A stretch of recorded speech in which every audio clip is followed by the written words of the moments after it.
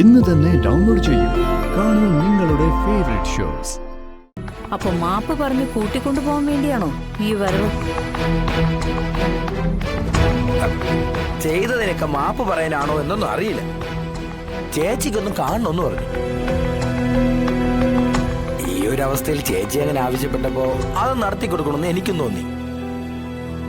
അളിയനെ മാത്രമല്ല, അനൂപിനെ കൂടെ കാണണമെന്ന് പറഞ്ഞിരിക്കുക.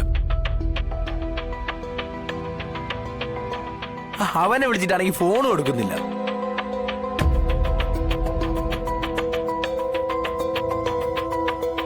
മാമനാ, എന്റെ അമ്മയുടെ ആങ്ങള. കൂടെ പോവോ? ഞാനേ എന്താ പറയുന്നതെന്ന് നോക്കട്ടെ.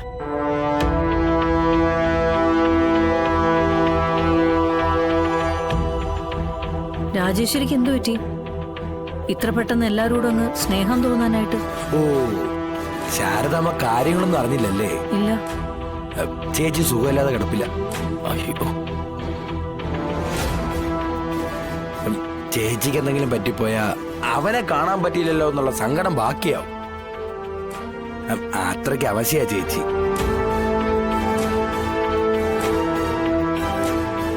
നടന്നു വന്ന വഴികളിൽ ചെയ്തു പോയ തെറ്റുകൾക്ക് പ്രായശ്ചിത്തം തേടുന്ന ഒരാളുടെ മുന്നിൽ ഈ വാശിയും വൈരാഗ്യം കാണിച്ചിട്ട് എന്താ ഫലം? അവനെ കാണുകയാണെങ്കിൽ ശാരദാമ്മ കാര്യങ്ങൾ പറഞ്ഞൊന്ന് മനസ്സിലാക്കണം. ചേച്ചി വന്നൊന്ന് കാണാൻ പറയണം. രാജേശ്വരിക്ക് ഇങ്ങനൊരു വയ്യായികമുള്ള കാര്യമൊന്നും ഞാൻ അറിഞ്ഞില്ല. അനൂപിനെ ഞാൻ പറഞ്ഞു വിടാം. എന്നാ പിന്നെ ഞാൻ ഇറങ്ങട്ടെ. അതെ,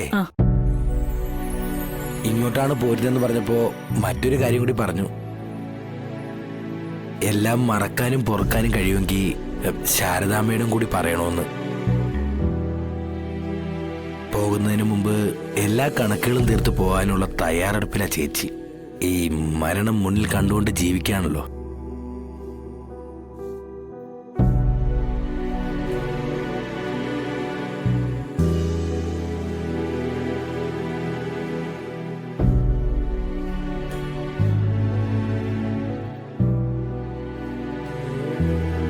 ബാലമാമ, എടാ നീ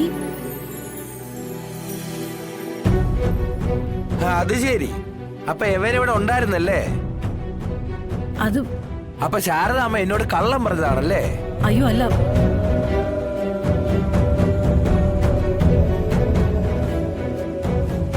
ഞാൻ പറഞ്ഞിട്ടാ ശാരദാമ്മ അങ്ങനെയൊക്കെ പറഞ്ഞ്.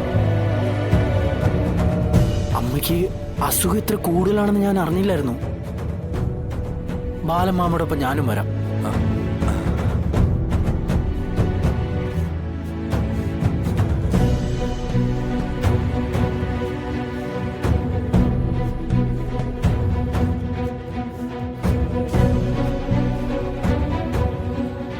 ഞാൻ പോയി അമ്മയെ കണ്ടിട്ട് വരാം.